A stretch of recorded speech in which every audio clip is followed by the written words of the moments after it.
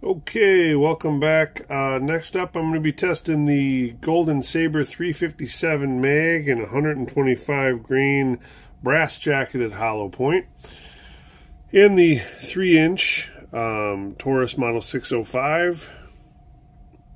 I tested the 38 special in this round previously, and the bullet in that is also 125 grain, but it's slightly different design. And we'll just test this out and see how it does in the 357. Stay tuned.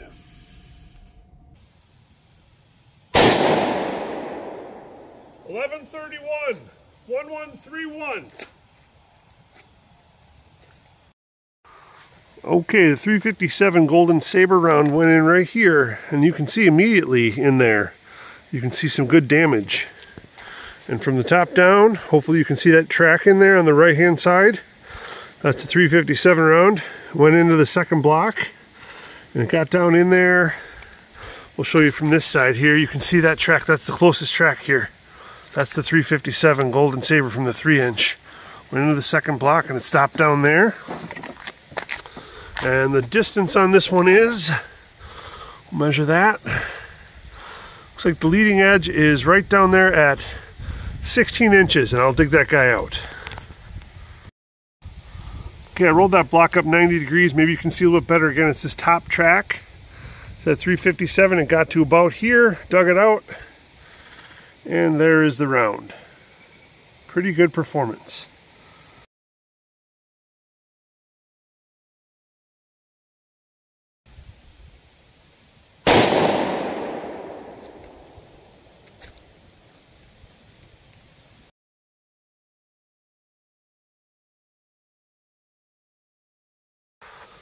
Alright, the second shot went a little bit lower than I intended. Hit here. You can see hopefully the wound track in there is that bottom track this time. Gets into the wash on the other block where I did some other testing from the other direction. From this side, hopefully, again, it's this closest track. And the round went all the way down to here. And the depth on that one this time is about 18 inches. But that one might have hit another track in there at the tail end of that. So first one was a better test. And that's what that second 357 Golden Saber looks like dug out of the block. Pretty good performance again.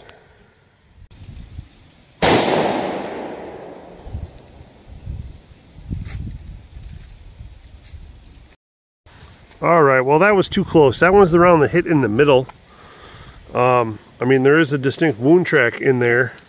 Really hard to see. Went all the way through the 18 inches of clear ballistics. From this side, again, they are muddled. Sorry, they are muddled in there. So I'm probably going to take another shot. I went all the way through, hit my water backer, dumped water on my table, and it's in the bottom of the water jug.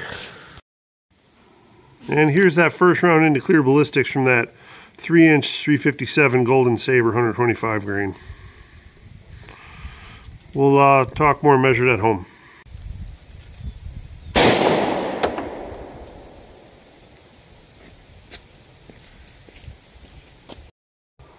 Okay, that shot was a little better. It hit right here. So it's the track, looking down, it's the track on the right hand side. And you can see it goes all the way through the 18 inches of clear ballistics. Hit my barrier and knocked it over. We'll take a look for that bullet here in a second. From the side, again, I'm not sure how much you can tell from the side there. It kind of runs in with the other ones that are behind it. But so yeah, top down again, maybe from this angle a little bit, maybe you can see that track. It's pretty good. Penetration is obviously a little bit more than we want with any round, but I guess that depends on your penetration. Was good. Okay, welcome back. Quick recap on that 357 Magnum Remington Golden Saber 125 grain brass jacketed hollow points. We tested into the homemade calibrated ballistics gel and clear ballistics with the 3-inch model 605 Taurus. I also took several shots over the Chrono off camera, both with the 3-inch Taurus and with the 6-inch Taurus as well. So I have some velocity and computed energy totals for you as well.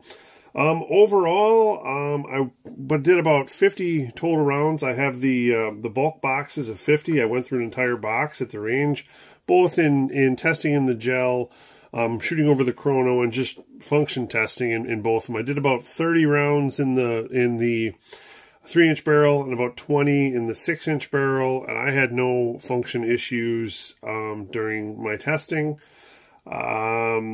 The round felt, recoil-wise, felt pretty mild, and I think the numbers will kind of allude to that fact. It's a pretty mild loaded 357. It performed pretty well, but I think there's a lot more capability in the round if it were maybe loaded a little hotter. Overall, we did pretty well. On the top here, these top two are from the homemade calibrated ballistics gel. The bottom two are into the clear ballistics. Results were pretty good, kind of what we want with the homemade gel. It got into 16 inches and 18 inches. In clear ballistics, I have about 18 total inches of clear ballistics in these current molds that I make. The first shot went through the 18 inches and got stuck in the one water jug I had behind that. Prior testing, water jug showed it's about up to 4 inches of material. So that round essentially made it between 18 and 22 inches, which is a little deeper than FBI standards, but pretty good for an expanding 357 round. The second round went over 18 inches as well. But I didn't have a jug backer left for that, so that round, I don't have the true depth on that. But I'm assuming, based upon the fairly consistent performance on these, it's probably also somewhere in that 18 to 22 inch range as well. Okay, sorry about that. We had a little hiccup with the video, so we'll just pick up and continue here. The first round I'll weigh up here is the first into the homemade ballistics gel. Again, these are 125 grain rounds that came in at 124.8. As far as expansion on this round, I'll throw that up here as well. I'll throw the max up there as well. It got 0.58, 0.59, and 0.62 inches at the max. The second round into the homemade gel here, let's make sure this tears here between. Again, no real material loss, 124.8 as well. This one expanded to 0.56, 0.58, and 0.58 at the max.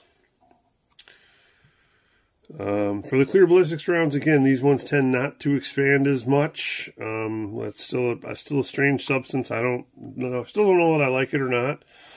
This round, and some of these may have some gel stuck in them. I don't clean them very well afterwards. So there might be a small plug or some gel on them.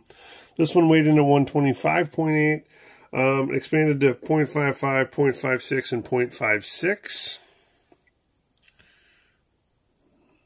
And lastly, 125.2 on that. So again, nothing really in the weight loss.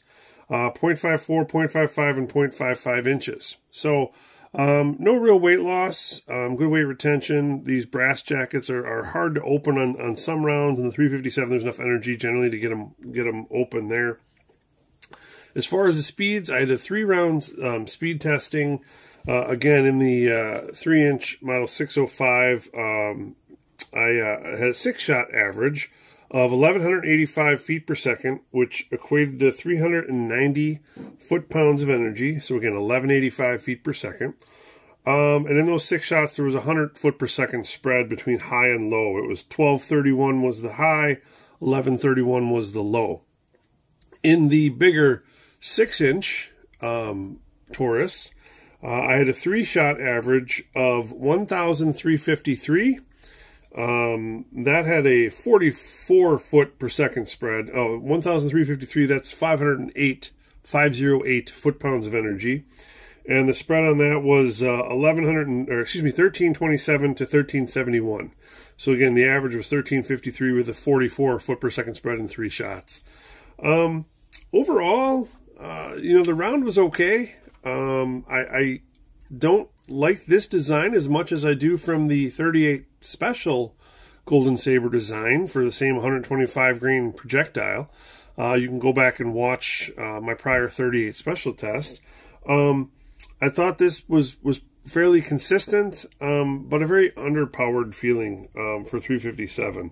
Very controllable, so if you had to do multiple shots, I think it's very controllable. But you know, I'm just not really sure that if I had to pick between the 38 plus P round in Golden Saber or the 357, I would probably pick the 38 and carry that instead. I think it, you know, for even lighter recoil and the ultimate performance of that particular projectile, I think was better. So a fair round. I got these for an economical deal not that long ago. I don't think they're still available from where I purchased them from. But yeah, they did all right.